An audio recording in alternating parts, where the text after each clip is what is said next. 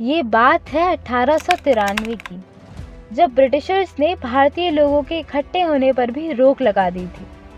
इसका उद्देश्य था कि कोई भी भारतीय अंग्रेजों के विरुद्ध आवाज न उठा सके। उन सभी की आवाजों को दबा देना ही उस समय अंग्रेजों का मुख्य उद्देश्य था।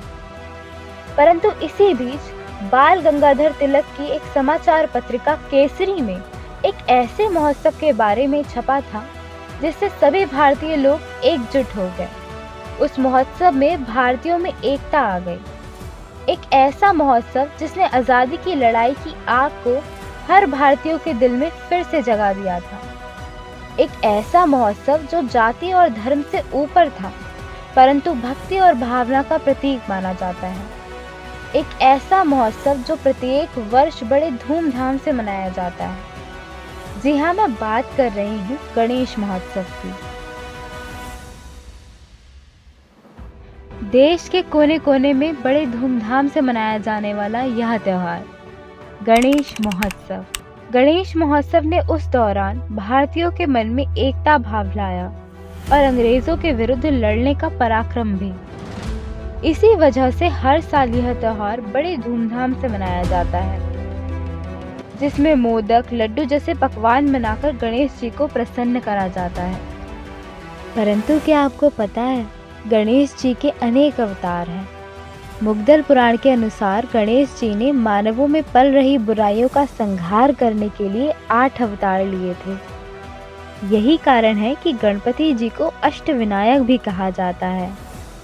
आपके मन में यह प्रश्न अवश्य उठ रहा होगा कि यह अवतार कभी सुने क्यों नहीं, परंतु मैं आपको बता दूं कि इनमें से अधिकतर नाम आपने अवश्य सुने होंगे।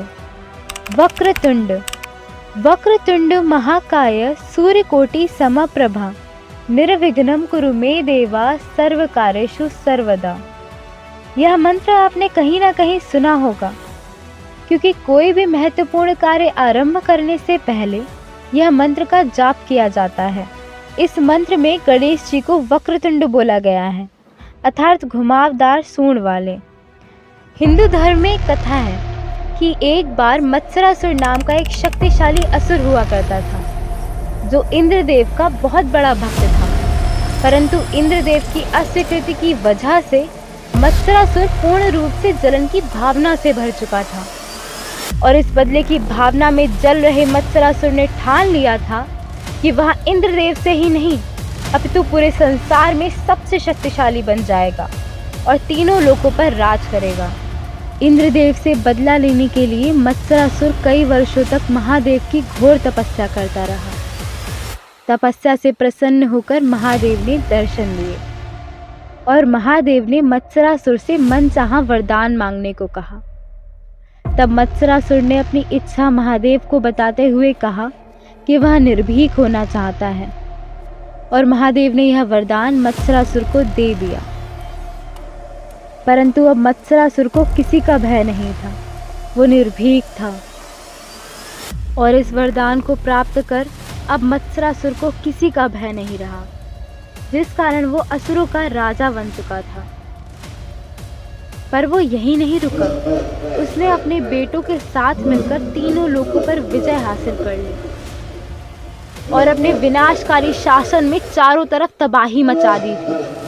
सभी देवी देवता भयभीत हो गए और महादेव के पास जा पहुंचे, परंतु महादेव अपना दिया हुआ वरदान वापस नहीं ले सकते थे। इस कारणवश उन्होंने देवताओं को सलाह दी कि गणेश जी ही अब उन्हें इस विपदा से निकाल सकते हैं, तो उनकी आराधना करें। सभी देवताओं के पास अब यही मार्ग शेष था, तो सभी देवता मिलकर गणपति महाराज की आराधना करने लगे, जिससे प्रसन्न होकर गणपति जी ने अपना विशाल वक्रतुंड अवतार प्रकट किया।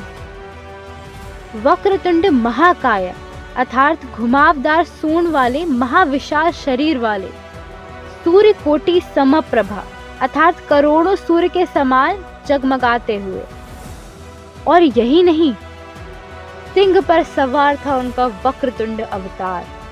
वक्रतुंड अवतार को देखकर सभी देवता गणपति जी के चरणों में गिर गए और गणेश जी से प्रार्थना की कि संपूर्ण संसार को मत्सरासुर के प्रकोप से मुक्ति दिला दीजिए। और इस बात का बोझ जब मत्सरासुर को हुआ तो उसने अपने दोनों बेटों को गणपति जी से युद्ध करने को भेज दिया। परंतु वक्रतुंड गणपति महाराज को भला कोई कैसे पराजित कर सकता था। भीषण युद्ध चला और मत्सरासुर के दोनों पुत्रों की मृत्यु हो गई। युद्ध पर विजय पाकर वक्रतुंड जी मत्सरासुर के समक्ष पहुंचे तो वह वक्रतुंड अवतार देखकर भयभीत हो गया और उसका वरदान कमजोर पड़ गया। ऐसा नहीं था कि महादेव का निर्भीक अवतार भयभीत हुआ, अपितु गणेश जी का विशाल काय और सिंह पर सवार अवतार को देखकर मत्सरासुर कांप उठा। उसके दोनों पुत्रों का भी वध हो चुका था, जिस कारणवश वह पूर्ण रूप से निराश हो चुका था और अपनी पराजय स्वीकार कर ली। और इस तरह गणेश जी ने मत्सरासुर पर विजय प्राप्त कर संसार को जलन और ईर्ष्या से मुक्ति दिला दी। एक दंत अवतार।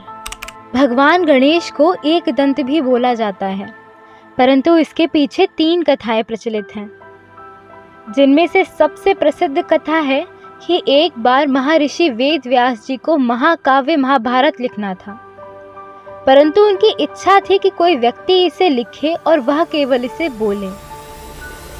महर्षि वेद व्यास अपनी इच्छा को लेकर महादेव के समक्ष गए और उनसे सुझाव मांगा, तो महादेव ने कहा कि यह कार्य भगवान गणेश ही कर सकते हैं। फिर महर्षि अपनी इच्छा को लेकर गणेश जी के पास गए। गणेश जी महाभारत लिखने को तो मान गए, परंतु उनकी एक शर्त थी कि जब तक वेद व्यास जी बिना रुके बोलेंगे तब तक वह लगातार लिखते रहेंगे, परंतु अगर वेद व्यास जी रुक गए तो वह भी रुक जाएंगे। यह सुनकर महर्षि बोले कि उन्हें शर्त स्वीकार्य है, परंतु उन्होंने भी अपनी एक शर्त रखी कि आप भी बिना पूछे बिना श्लोक का अर्थ जाने एक शब्द नहीं लिखेंगे, और गणेश जी ने भी यह शर्त स्वीकार ली।